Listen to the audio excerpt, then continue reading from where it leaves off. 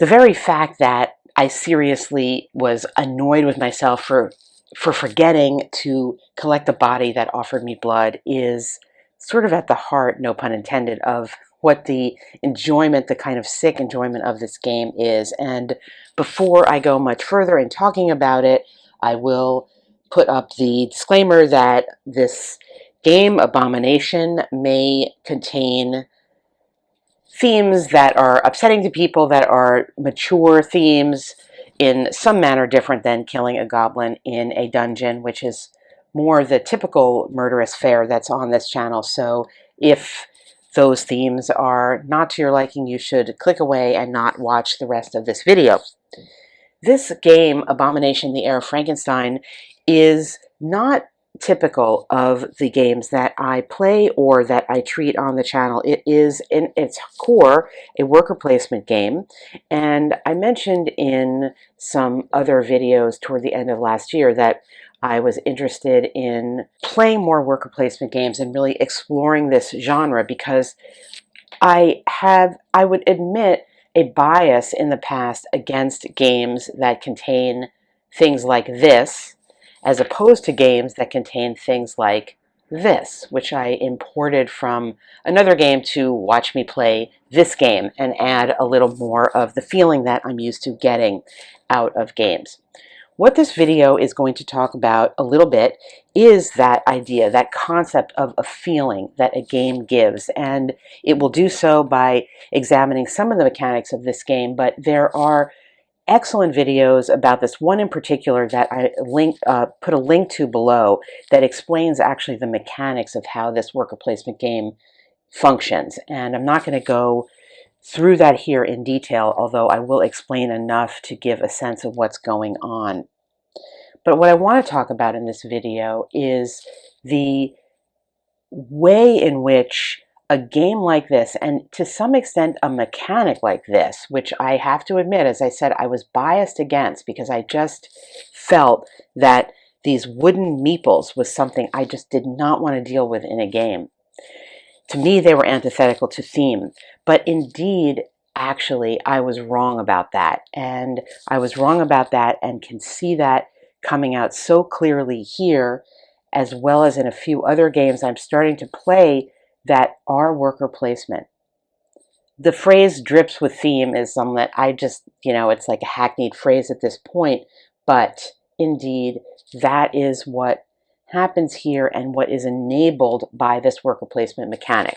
So what is this game? Well, let's take a look at the rules here. First of all, this is, as it says, you are the heir of Frankenstein, and if you know the story of Frankenstein, which is one that is well worth reading if you haven't, you will know that Victor Frankenstein was the scientist who was creating this creature. In this story, 20 years have passed, and you are called on by a mysterious benefactor to unlock the very mystery of mortality. You are participating in a race to uncover the secrets of Victor Frankenstein and to attempt to create your own monster, basically. It says through strategic worker placement and careful management of resources, you'll gather raw materials, literally, from the cemeteries and morgues around the city, conduct valuable research at the Academy of Science, hire less than reputable associates, and toil away in your lab, all in an effort to assemble a new form of life and infuse it with a spark of being. So what you're doing in the game, there's sort of two different parts to the game. The worker placement aspect is going around to the various locations within the city of Paris, such as the cemetery, where you can collect corpses that will offer you various benefits of materials that are needed, and these materials being muscles and organs and blood and bone. And as I mentioned in the beginning, I was all set to do something with a leg that I had created in a prior turn, realizing I had forgotten to collect blood. So, for example, this fellow here, as indicated by these boxes, will offer you some muscle and organs, but no blood, and he will also offer you bone. that's one worker placement thing that you could do. You could go elsewhere to get money that is then used at a market to purchase things that you may need, such as these Leyden jars, which can be electrified to create the opportunity to cast the spark, which you do through dice, to turn your dead body part slowly up toward a live body part. You can also gain materials in even less disreputable ways by, for example, hiring somebody to do some dirty work for you, and they will collect something perhaps a little bit fresher for you by committing murder. Or you could even go to a dark alley and commit murder yourself with, again, one of your meeple placements. That's the basic mechanic of the game in terms of the worker placement. There are also events that happen at the beginning of each turn that will be manipulating some of the spots on the board, and there is flavor text, which is very much worth reading because it all goes with the story about what is going on. So something may happen that will create a desperate need in the city for something that makes it harder to get for you, or it makes it easier if you have money or whatever.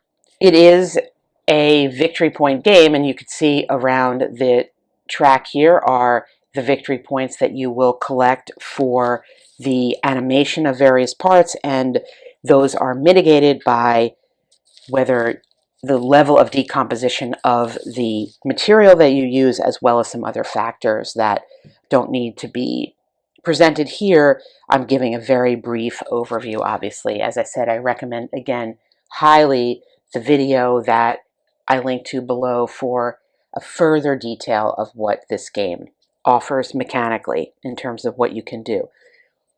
To get to my point about what the game offers thematically, and I'm going to go out on a limb and say emotionally, is it offers a feeling of a story developing, of a fear developing, and an accelerated almost desperation happening.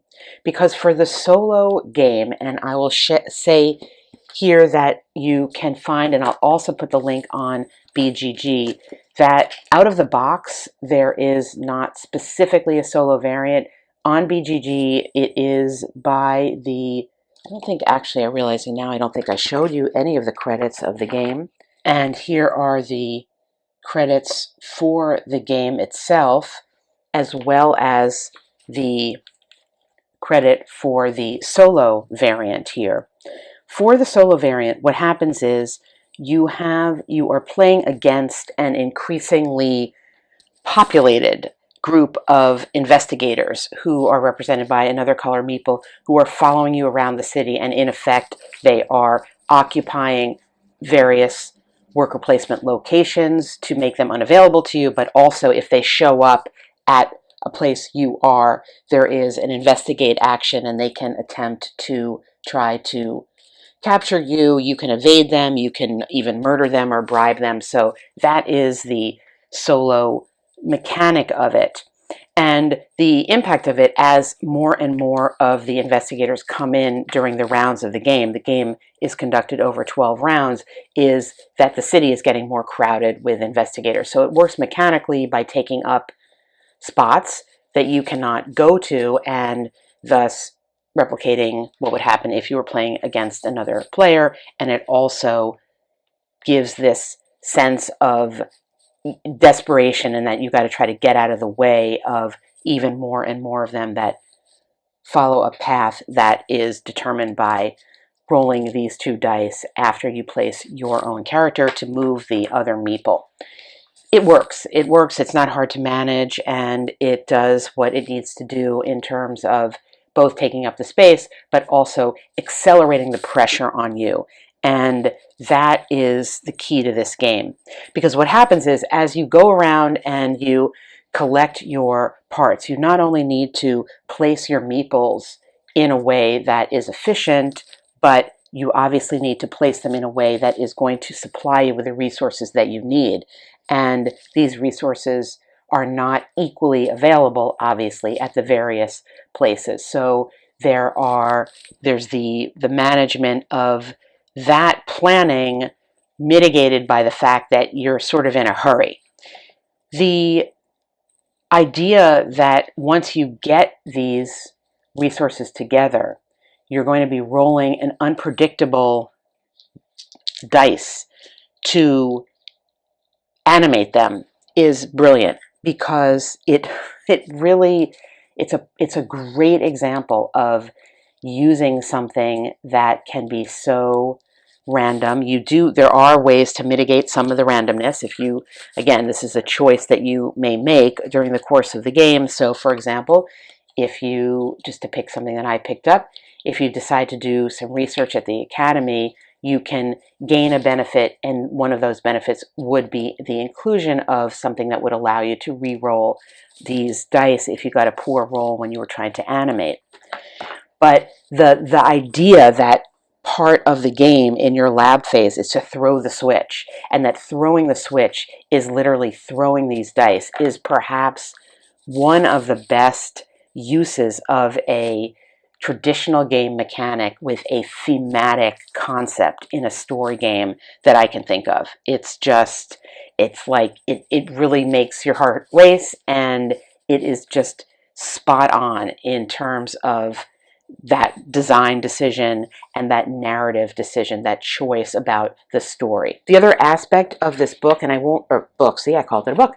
The other aspect of this game is that some of the encounter card entries, which do not come into play in solo, but there are event cards in solo only, and in the co-op, or not co-op, in the multiplayer game, there are event cards that are taken out for solo. These come with a key to, it's not a story, but a narrative. There's, flavor text, and then there is the game mechanic explanation. I think that is a little bit lost in the solo, because you don't use that in the solo.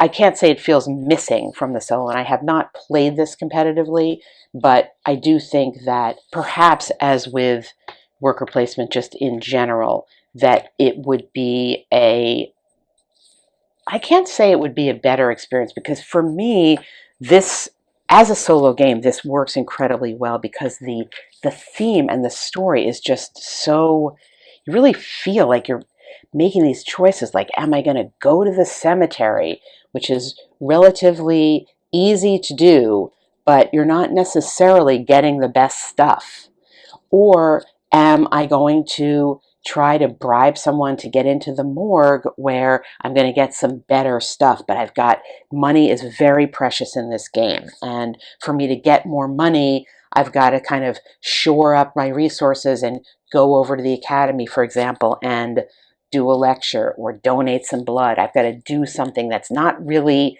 I really want to create this character. And that feeling of decision making when you're playing a game and the mechanical choices of what to do are accompanied by a feeling of something, that is so hard to achieve, and really just brilliantly done here. I didn't even mention the characters that you're playing. So there's a number of different characters you can play. Here's an example of one of them. And they will give you, so for example, if she's a surgeon, and as such, her benefit, which I have to say I often forget to do, is that once per lab phase, you can spend one less material of your choice when starting or completing a monster part. That's a great benefit, again, because resources in this game are just so precious and so hard to come by.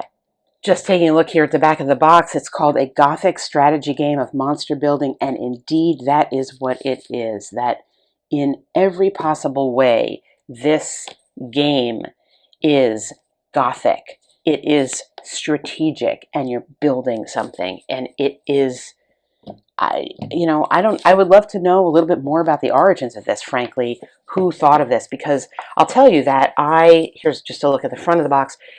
I was reminded of this game. I had heard about this game on BGG and kind of dismissed it in a way because it wasn't, again, I just had this generic, I don't do worker placement. It sounds kind of cool, but it's not my thing.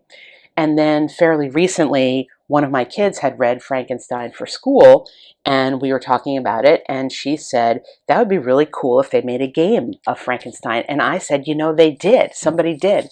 And that coincided with my previously developed desire to explore worker placement games more and not be so dismissive of the wooden meeple. And as such, I came to obtain this game, and man, it's been quite a ride. It is one of those games that you think about after you play it.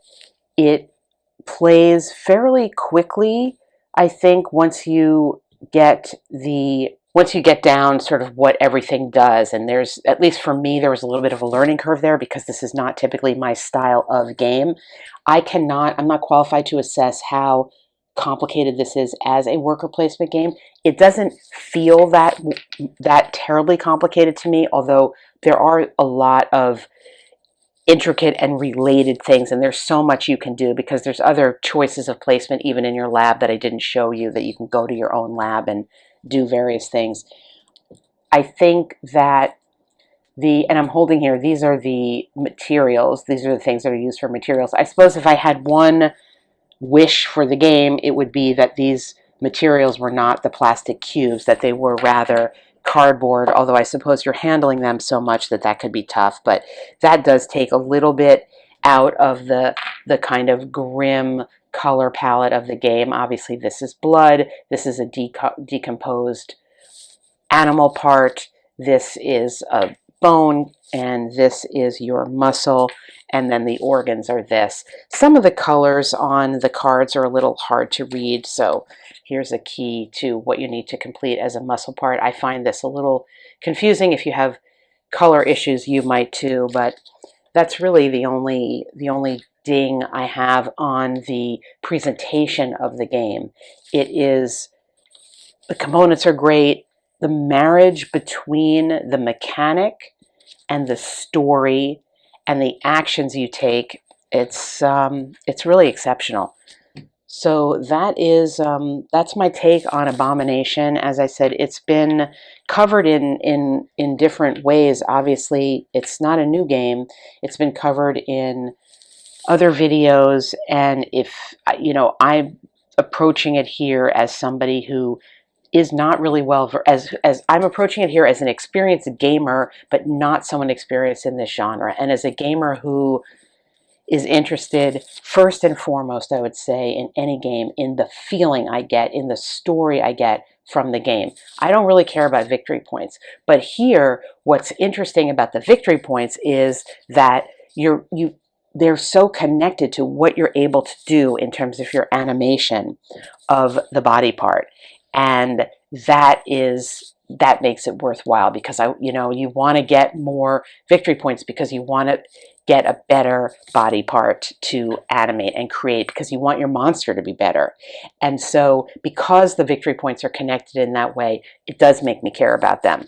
Now, people who play worker placement games, and certainly competitively, may just inherently care about victory points in terms of gaming, and that makes a lot of sense.